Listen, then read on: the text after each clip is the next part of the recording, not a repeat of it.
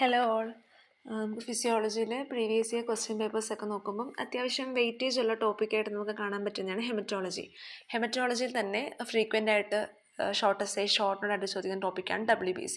അതിൻ്റെ types, morphological features ഒക്കെ. അപ്പം മെയിൻലി 2 ടൈപ്സ് ആണ്. Based on the presence of granules.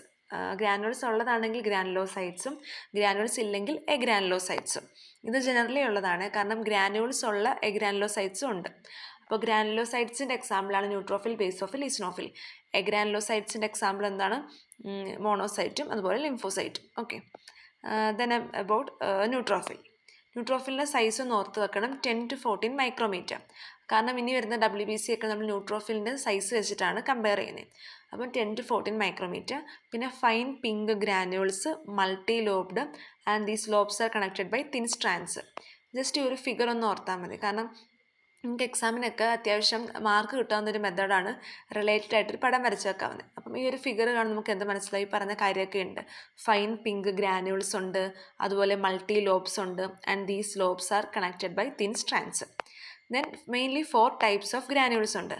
Primary granule, secondary granules, tertiary and secretary granules. Okay, ആദ്യം primary granules. ഇവിടെ peroxidase positive ആയിരിക്കും. Peroxidase ഒരു എൻസൈമാണ്. ആ പെറോക്സിഡേസ് എൻസൈം പ്രസൻ്റ് ആയിരിക്കും പ്രൈമറി ഗ്രാനുവൽസിൽ. ആൻഡ് അനദർ നെയിമാണ് azurophilic granules. Okay, then in secondary ഗ്രാനുവൽസിലോ ഈ പെറോക്സിഡേസ് നെഗറ്റീവ് ആയിരിക്കും, and they are specific granules. ഇനി tertiary granules contain gelatinase, alkaline phosphatase, cytochrome B. Okay, then secretary granules. contain CD3, tyrosine kinase. Okay, അപ്പോൾ ഇതാണ് mainly 4 types of granules. Then about the functions of neutrophil, mainly phagocytosis. ഇതാണ് അതിൻ്റെ main function എന്ന് പറയുമ്പോൾ. അത് നമുക്ക് ഈ ഒരു ഫിഗറിൽ നമുക്ക് നന്നായിട്ട് തന്നെ മനസ്സിലാവും. ഓക്കെ, ഈ ഫിഗറിൽ നമ്മൾ നോക്കുമ്പോൾ എന്താണ്? ആദ്യം ഒരു ടിഷ്യൂ ഇഞ്ചുറി ഉണ്ടാവുന്നുണ്ട്. ടിഷ്യൂ ഇഞ്ചുറി ഉണ്ടായിട്ട് ആ ഇഞ്ചുറി വഴി ഓർഗാനിസം അകത്തേക്ക് ടിഷ്യൂൻ്റെ ഉള്ളിലേക്ക് കയറിയിട്ടുണ്ട്. അതാണ് invasion of organism into tissue. Okay, then second step എന്ന് പറയുമ്പോൾ release of chemotaxins from the organism and injured tissue. Chemotaxins എന്ന് പറയുമ്പോൾ കെമിക്കൽ സബ്സ്റ്റൻസ് അല്ലേ, അപ്പോൾ കെമിക്കൽ സബ്സ്റ്റൻസ് റിലീസ് ആയിട്ടുണ്ട്. ദെൻ തേർഡ് സ്റ്റെപ്പാണ് കീമോടാക്സിസ്. കീമോടാക്സിസ് എന്ന് പറയുമ്പോൾ എന്താ? Process of migration of neutrophil to the site of infection. ഇപ്പം നമ്മളിവിടെ കാണാൻ പറ്റുന്ന ന്യൂട്രോഫിൽ ആ സൈറ്റ് ഓഫ് ഇൻഫെക്ഷനിലാണ് മൈഗ്രേറ്റ് ചെയ്തിട്ടുണ്ട്. അതാണ് കീമോടാക്സിസ്. ദെൻ ഫോർത്ത് സ്റ്റെപ്പാണ് ഡയാപെഡിസിസ്. ഡയാപെഡിസിസിൽ ഈ neutrophil pass through the capillary endothelial cell to reach the invader in the tissue. ടിഷ്യൂവിൽ ഇപ്പോൾ ഒരു ഇൻവേഡർ ഉണ്ടല്ലോ, ഒരു ടിഷ്യൂ ഇഞ്ചുറി വഴി ഓർഗാനിസം അകത്ത് കയറിയിട്ടുണ്ടല്ലോ. ഈ ന്യൂട്രോഫിൽ എൻഡോത്തിലിയൽ കാപ്പിലറി സെൽസിൻ്റെ ഉള്ളിൽ കൂടെ പോയിട്ട് നമ്മുടെ ടിഷ്യൂവിൻ്റെ ഇൻവേഡറിൻ്റെ അവിടെ എത്തുന്നുണ്ട്. ദെൻ അടുത്ത സ്റ്റെപ്പാണ് ഓപ്സണൈസേഷനും അദറൻസും. ഓപ്സണൈസേഷൻ എന്ന് പറയുമ്പോൾ അതൊരു പ്രോസസ്സാണ് in which bacteria are made tasty to phagocytes. അതാണ് ഓപ്സണൈസേഷൻ എന്ന് പറയുമ്പോൾ. ഓക്കെ, ഇവിടെ ഫാഗോസൈറ്റ് എന്താണ്? ന്യൂട്രോഫിലാണ്. അപ്പം ബാക്ടീരിയ ആർ മെയ്ഡ് ടേസ്റ്റി. അതിൻ്റെ ഓപ്സണൈസേഷന് ശേഷമുള്ളതാണ് അദറൻസ് എന്ന് പറയുമ്പം. അദറൻസ് എന്ന് പറയുമ്പം അറ്റാച്ച്മെൻ്റ് ആണ്. Attachment of membrane of phagocyte. നമ്മുടെ ന്യൂട്രോഫിൽ മെംബ്രെയിൻ ഓഫ് ന്യൂട്രോഫിലും അതുപോലെ മെംബ്രെയിൻ ഓഫ് മൈക്രോബും തമ്മിലുള്ള ഒരു അറ്റാച്ച്മെൻ്റ് ആണ് ഈ അദറൻസ് എന്ന് പറയുമ്പം. ലാസ്റ്റ് സ്റ്റെപ്പാണ് ഇഞ്ചക്ഷനും കില്ലിങ്ങും. ഇഞ്ചക്ഷൻ എന്ന് പറയുമ്പോൾ മെയിൻലി എൻഡോസൈറ്റോസിസ് വഴിയാണുള്ളത്. ഓക്കെ, പിന്നെ കില്ലിങ്. അപ്പോൾ ഇതാണ് മെയിൻലി ഫാഗോസൈറ്റോസിസ്, ന്യൂട്രോഫിലിൻ്റെ ഫംഗ്ഷൻ എന്ന് പറയും. ഈ ഒരു ഫിഗർ വരച്ചിട്ട് ഈ എക്സ്പ്ലനേഷൻ നമുക്ക് എഴുതാണെങ്കിൽ അതിൻ്റെ ഫങ്ഷൻസൊക്കെ കവർ ആവുന്നുണ്ട്. അപ്പം ഇതാണ് നമ്മുടെ ന്യൂട്രോഫിലിനെ പറ്റി പറയുന്നത്. നെക്സ്റ്റ് WBC ആണ് ഈസിനോഫിൽ. ഈസിനോഫിലും സെയിം സൈസാണ്, അറൗണ്ട് സെയിം സൈസാണ്, 10 to 14 മൈക്രോമീറ്റർ ആണുള്ളത്. ഇതിൻ്റെ ഗ്രാനുവൽസിൻ്റെ പ്രത്യേകത ബ്രിക്ക് റെഡ് അല്ലെങ്കിൽ ഓറഞ്ചിഷ് കോഴ്സ് ഗ്രാനുവൽസ് ആയിരുന്നു. അവിടെ ഫൈൻ പിങ്ക് ആയിരുന്നെങ്കിൽ ഇവിടെ ബ്രിക്ക് റെഡ് അല്ലെങ്കിൽ ഓറഞ്ചിഷ് കോഴ്സ് ഗ്രാനുവൽസ്. ഇവിടെ ന്യൂക്ലിയസ് എന്താണ്? ബൈലോബ്ഡ് ആണ്, സ്പെക്ടക്കിൾ ഷേപ്ഡ് ആണ്. ഈ ഫിഗർ ഉണ്ടോ? നമ്മളിവിടെ ബ്രിക്ക് റെഡ് അല്ലെങ്കിൽ ഓറഞ്ചിഷ് ആയിട്ടുള്ളൊരു ഗ്രാനുവൽസും ഉണ്ട്, അതുപോലെ ബൈലോബ്ഡ് ആയിട്ടുള്ള ന്യൂക്ലിയസ് ഉണ്ട്, like spectacular head phone shaped ഒക്കെ. ഇനി എന്താണ്? ഈ ഈസിനോഫിലിൻ്റെ ഗ്രാനുവൽസിൽ എന്തൊക്കെയുണ്ട്? അതിലുള്ളതാണ് സൈറ്റോകൈൻസ്, അതുപോലെ major basic proteins. Okay, then about the functions of eosinophil. Mainly defensive mechanism ആണുള്ളത് ഈസിനോഫിൽ എഗെയിൻസ്റ്റ് അലർജിയും ഹെൽമന്തിക് ഇൻഫെക്ഷനും ഒക്കെ. നെക്സ്റ്റ് ആണ് basophil. Basophil around same size തന്നെയാണ്, 10 to 14 മൈക്രോമീറ്റർ ആണ്. അതൊരു S ഷേപ്ഡ് ആയിട്ടുള്ള ന്യൂക്ലിയസ് ആണ്. ഓക്കെ, അപ്പോൾ ഇവിടെ നമുക്ക് ബേസോഫിൽ ഗ്രാനുവൽസ് കാണാം.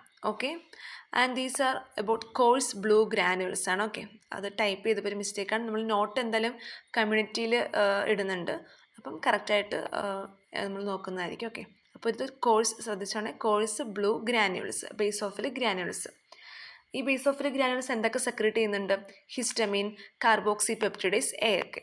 ഓക്കെ, ഇപ്പോൾ ഈ ഫിഗർ ഉണ്ടോ, നമുക്കിവിടെ കോഴ്സ് ബ്ലൂ ഗ്രാന്യൂൾസ് കാണാം. ന്യൂക്ലിയസ് ഉണ്ട് അറൗണ്ട് ഒരു എസ് ഷേപ്ഡ് ആണ്. Then about the function allergic reactions തന്നെയാണ്. അപ്പം ഇതാണ് ന്യൂട്രോഫിൽ, ഈസ്നോഫിൽ, ബേസോഫിൽ. ഇത് മൂന്നാണ് ഗ്രാനുലോസൈറ്റ്സ്. ഇനി നമ്മൾ ഗ്രാനുലോസൈറ്റ്സിലേക്ക് പോവാണ്. First of all monocytes. Monocytes ആണ് ലാർജസ്റ്റ് WBC എന്ന് പറയുന്നത്.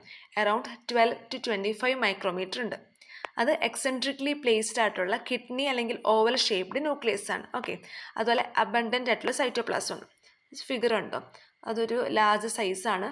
എക്സെൻട്രിക്കലി ഓവൽ അല്ലെങ്കിൽ കിഡ്നി ഷേപ്ഡ് ആയിട്ടുള്ള ന്യൂക്ലിയസ് ആണ്. അബണ്ടൻ്റ് ആയിട്ടുള്ള സൈറ്റോപ്ലാസം കാണാൻ പറ്റും. ഇനി about the functions of monocyte, mainly phagocytosis. Neutrophil പറഞ്ഞ പോലെ തന്നെ മോണോസൈറ്റിലും ഒരു മെയിൻ ഫംഗ്ഷനാണ് ഫാഗോസൈറ്റോസിസ്, മൈക്രോബിയൽ കില്ലിംഗ്. അതുപോലെ ഈ മോണോസൈറ്റ് ഒരു ഇമ്പോർട്ടൻ്റ് ആയിട്ടുള്ള ആൻറ്റിജൻ പ്രസൻറ്റിങ് സെല്ലാണ്. അത് നമ്മൾ ഇമ്മ്യൂണിറ്റിയുടെ ചാപ്റ്ററിൽ നമ്മൾ ഡീൽ ചെയ്യുന്നതായിരിക്കും. ഓക്കെ, അപ്പം ഇതാണ് about the monocyte. Then last WBC lymphocyte. Lymphocyte തന്നെ സ്മോൾ ലിംഫോസൈറ്റും ഉണ്ട്, ലാർജ് ലിംഫോസൈറ്റും ഉണ്ട്. സ്മോൾ ലിംഫോസൈറ്റിൽ എന്താണ്, അത് അബൌട്ട് സൈസ് എന്നുള്ള പറയുമ്പം RBCയുടെ ഒരു സെയിം സൈസ് തന്നെയാണ് സ്മോൾ ലിംഫോസൈറ്റ്. ലാർജ് ലിംഫോസൈറ്റ് എന്ന് പറയുമ്പോൾ size as that of neutrophil. Okay, ഇനി സ്മോൾ ലിംഫോസൈറ്റ് നമ്മൾ നോക്കാം. അവിടെ നിന്ന് പറയുമ്പോൾ തിൻ റിം ഓഫ് സൈറ്റോപ്ലാസം ആണ്.